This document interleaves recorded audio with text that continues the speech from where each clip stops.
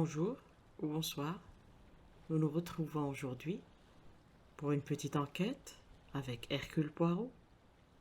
L'histoire s'intitule L'Express de Plymouth.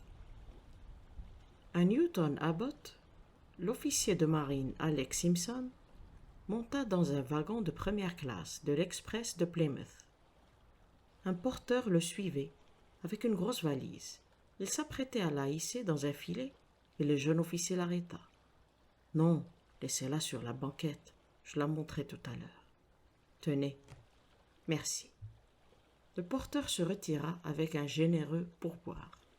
Les portières claquèrent, une voix de stentor cria « Terminus à Plymouth, changement pour Torquay, prochain arrêt Plymouth. » Puis le train s'ébranla. Le lieutenant Simpson avait tout le compartiment pour lui. Il faisait frais en ce mois de décembre, et il remonta la glace. Une odeur insolite lui fit alors froncer les sourcils. Cela lui rappelait son séjour à l'hôpital et son opération à la jambe. Oui, le chloroforme, voilà ce que ça sentait. Il baissa la glace et changea de place pour tourner le dos aux machines. Puis, il sortit une pipe de sa poche, l'alluma et resta un moment immobile, à fumer en regardant au dehors. Enfin, il se leva, prit quelques journaux et magazines dans sa valise, puis après l'avoir refermée, il essaya de la glisser sous la banquette opposée. Mais en vain. Quelques obstacles l'empêchaient d'aller plus loin.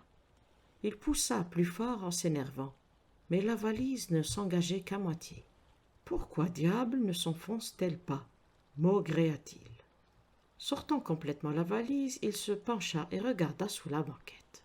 Un instant plus tard, des cris de femmes affolées s'élevèrent dans la nuit, et le long convoi s'immobilisa, obéissant à l'ordre impérieux du signal d'alarme. « Mon ami, me dit Poirot, je sais que vous êtes très intéressé par ce mystère de l'express de Plymouth. Lisez ceci. » Je pris le mot, qu'il fit glisser d'une pichenette de l'autre côté de la table. Il était bref et sans détour. « Cher monsieur, je vous serai très obligé de bien vouloir venir me voir le plus tôt possible. Recevez, monsieur, mes meilleures salutations. Ebenezer Halliday. » Ne voyant pas très bien le rapport, je levai sur Poirot un regard interrogateur. En guise de réponse, il prit le journal et lut à haute voix. Une tragique découverte a été faite hier soir. Un jeune officier de marine rentrant à Plymouth par l'express de nuit a retrouvé sous la banquette de son compartiment le corps d'une femme poignardée en plein cœur. L'officier a aussitôt tiré le signal d'alarme et le train s'est immobilisé. La jeune femme, âgée d'une trentaine d'années et richement vêtue, n'a pas encore été identifiée. Et dans l'édition du soir, poursuivit Poirot, nous avons ceci. La jeune femme trouvée assassinée dans l'express de Plymouth a été identifiée comme étant l'honorable Madame Rupert Carrington. Vous comprenez à présent, mon ami.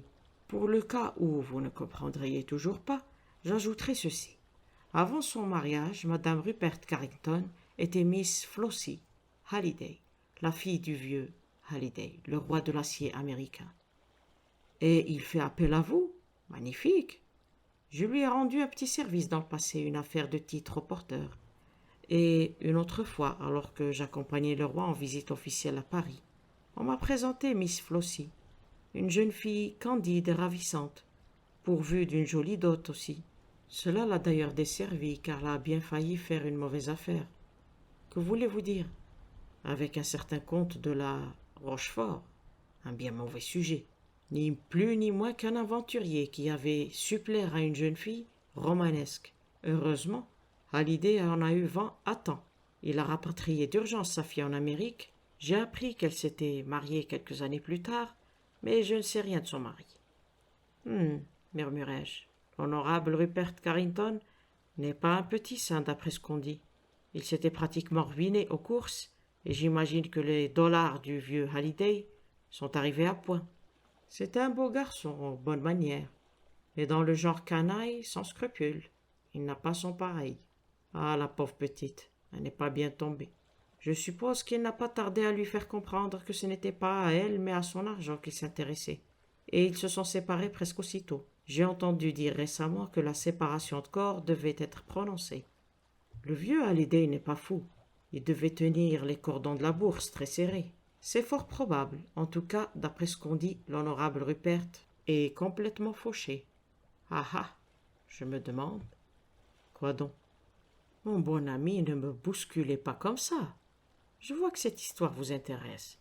Alors que diriez-vous de m'accompagner chez M. Hallyday? Il y a une station de taxi au coin de la rue. Quelques minutes plus tard, nous arrivâmes devant la superbe maison de Park Lane qu'avait louée le richissime Américain. On nous fit entrer dans la bibliothèque, où nous rejoignit presque aussitôt un homme corpulent, au regard perçant et au menton volontaire. « Monsieur Poirot, dit M. Hallyday, je pense qu'il est inutile de vous expliquer pourquoi je vous ai fait venir. Vous avez certainement lu les journaux. Or, je ne perds jamais de temps. J'ai appris que vous étiez à Londres et je me suis souvenu de l'excellent travail que vous aviez fait à propos de cette fameuse histoire de titre au porteur. J'ai très bonne mémoire. La crème de Scotland Yard est déjà sur l'affaire, mais je veux aussi mon propre enquêteur. L'argent n'est pas un problème. Tous les dollars que j'ai ramassés étaient pour ma petite fille, et à présent, elle n'est plus. Je dépenserai jusqu'au dernier cent pour retrouver le salaud qui lui a fait ça. Vu? À vous donc de me livrer la marchandise. Poirot s'inclina. J'accepte cette mission avec d'autant plus d'empressement que j'avais rencontré plusieurs fois votre fille à Paris. À présent, je vous demande de me relater les circonstances de son voyage à Plymouth et de me fournir tous les détails qui pourraient, selon vous, avoir quelque importance. Pour commencer, dit Hallyday, elle n'allait pas à Plymouth.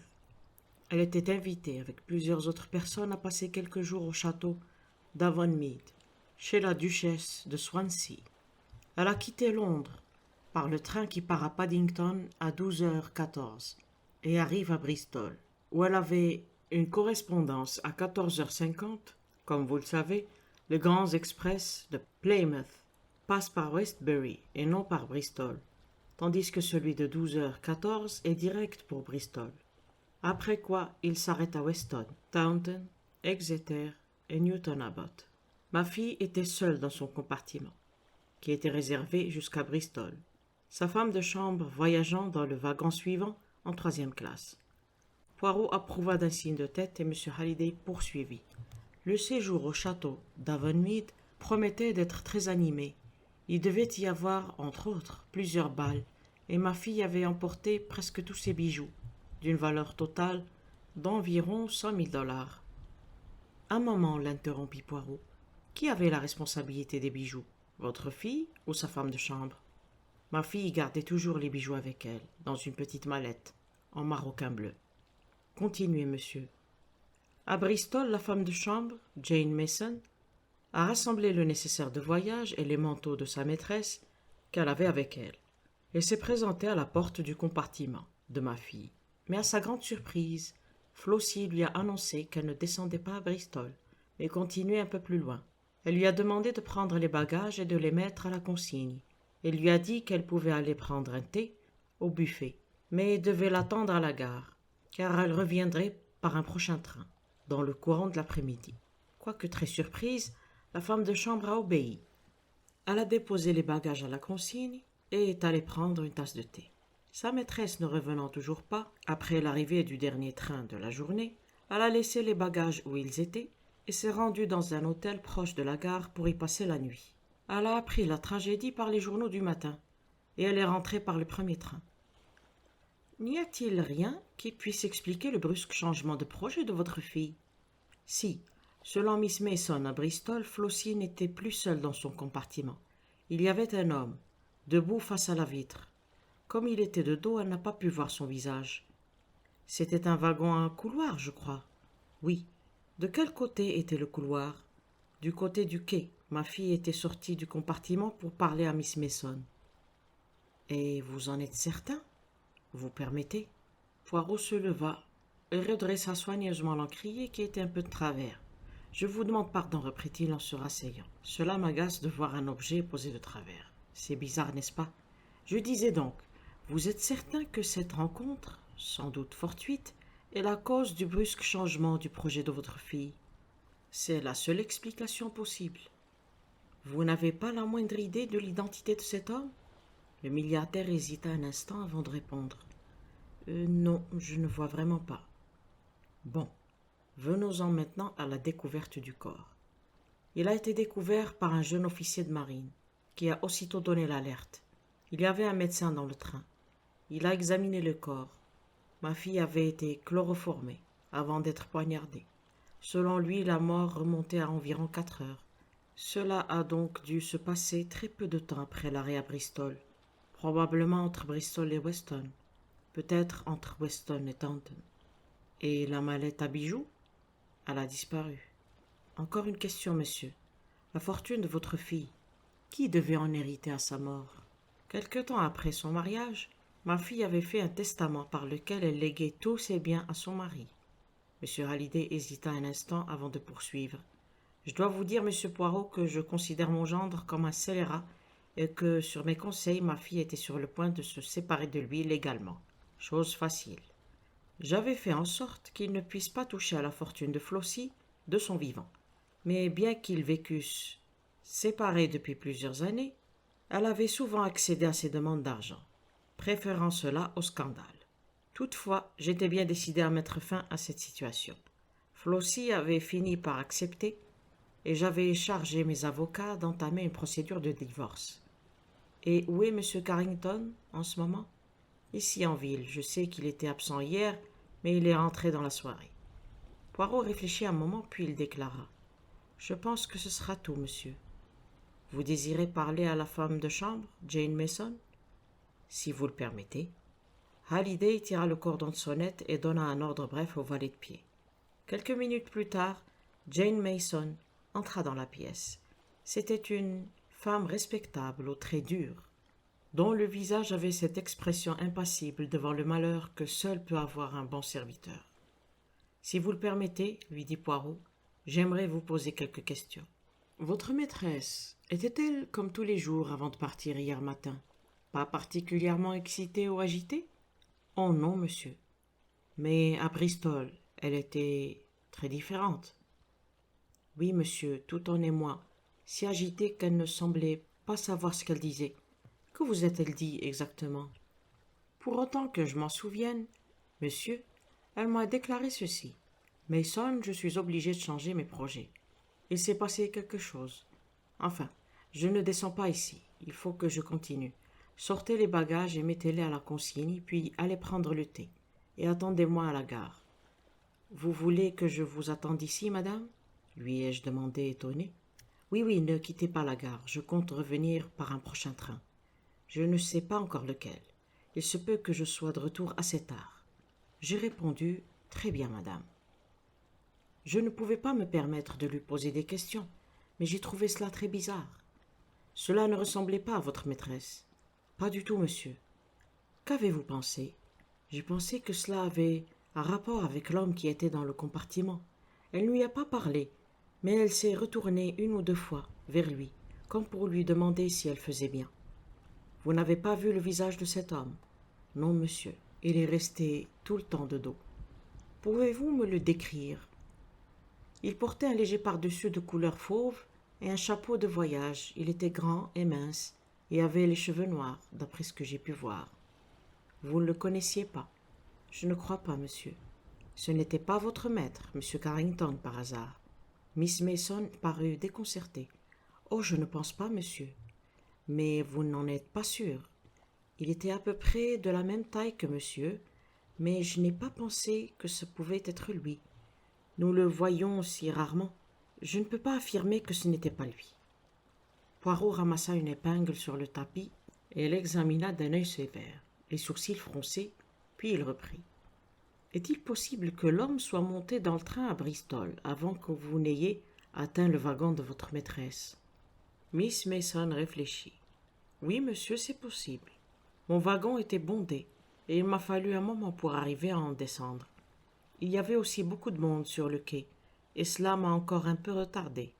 Mais dans ce cas-là, il n'aurait eu qu'1 minute ou 2 pour parler à madame. J'ai pensé qu'il était déjà dans le wagon. C'est plus probable, en effet, dit Poirot. Il se tut alors, les sourcils toujours froncés. Vous savez comment madame était habillée, monsieur? Les journaux donnent quelques détails sur ce point, mais j'aimerais que vous me les confirmiez.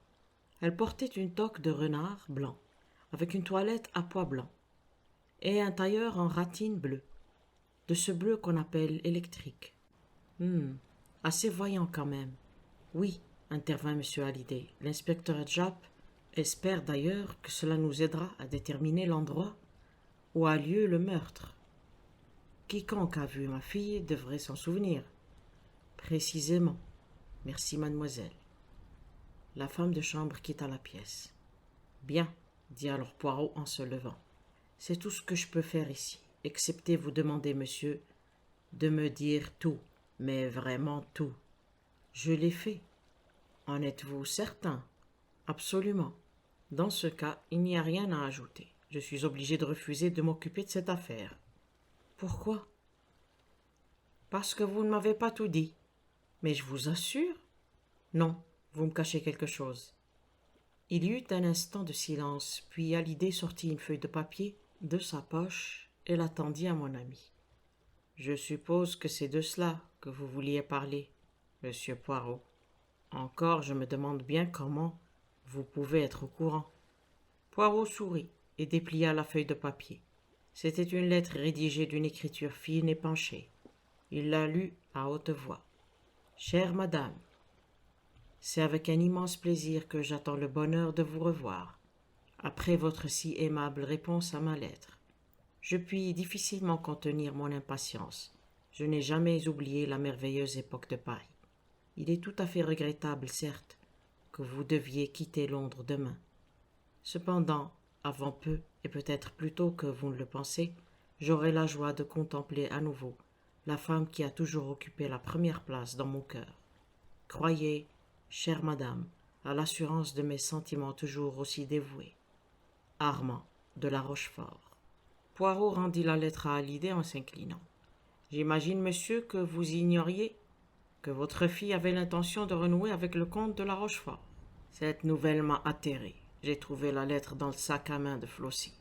Comme vous le savez sans doute, monsieur Poirot, le soi-disant comte n'est qu'un aventurier de la pire espèce. Poirot hocha la tête. Mais j'aimerais bien savoir comment vous étiez au courant de cette lettre, poursuivit Hallyday. Mon ami sourit.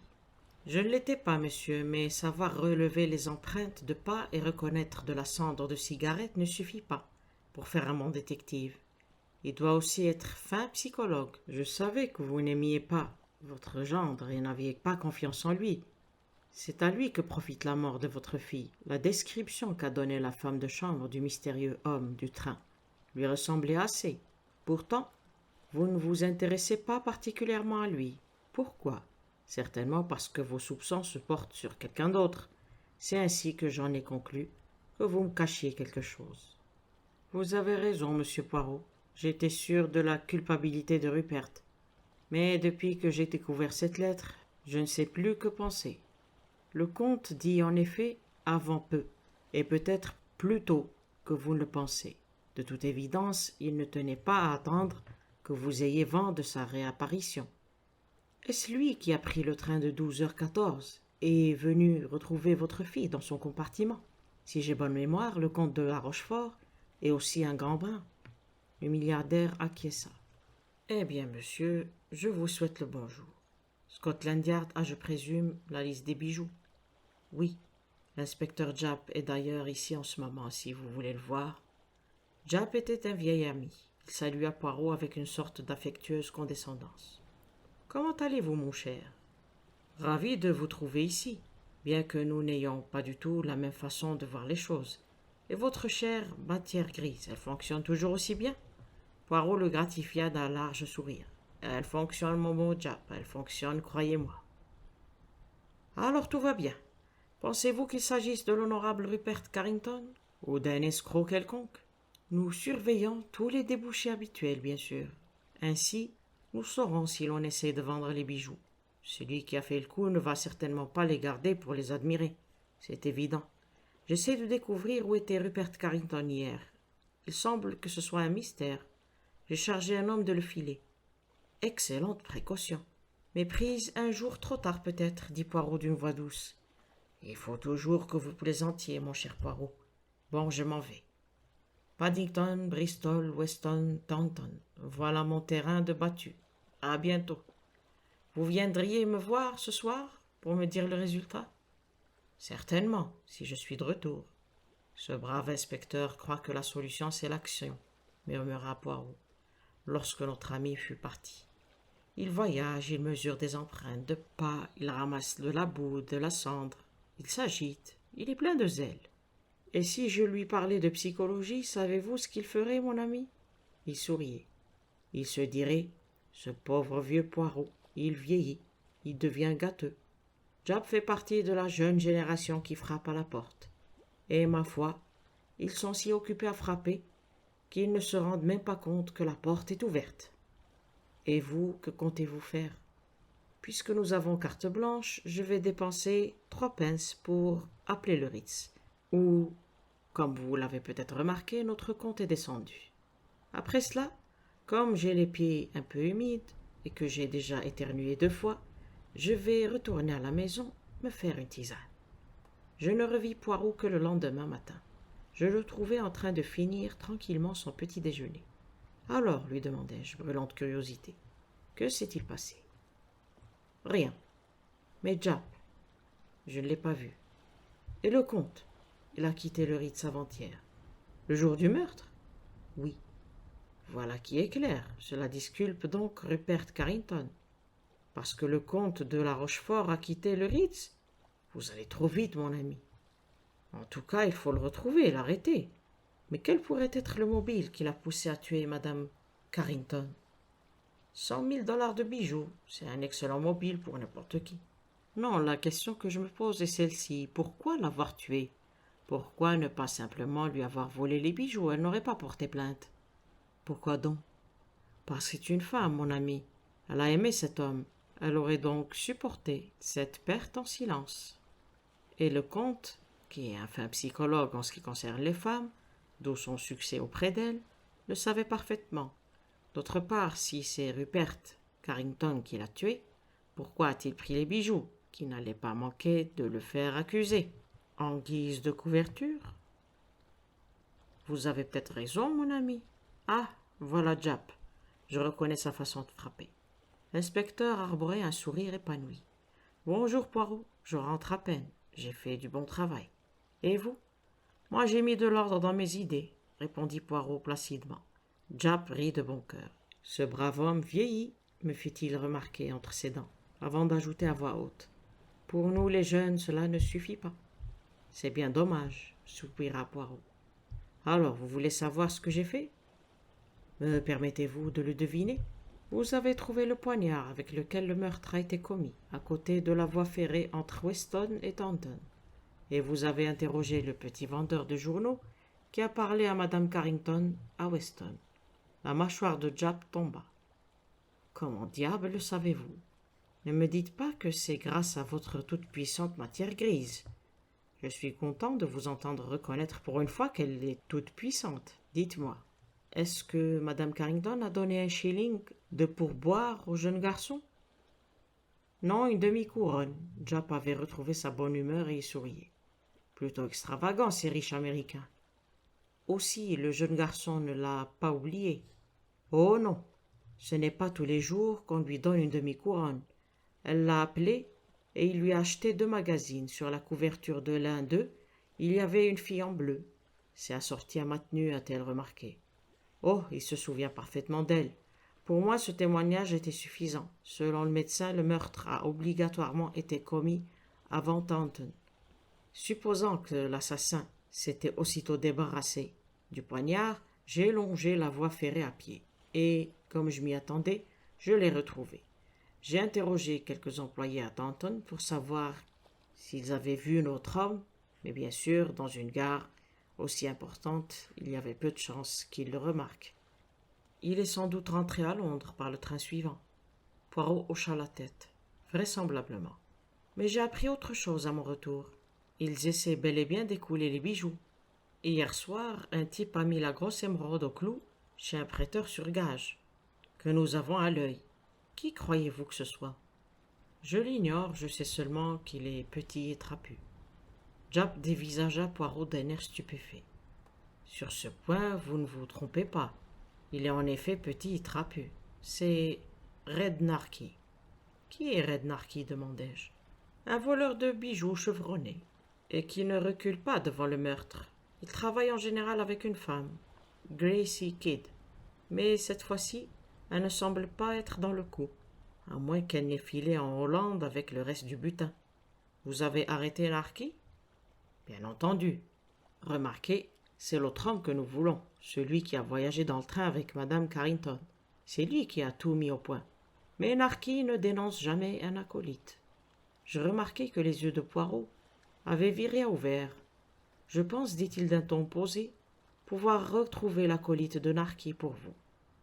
Encore une de vos petites idées, hein? Japp jeta un regard aigu à Poirot.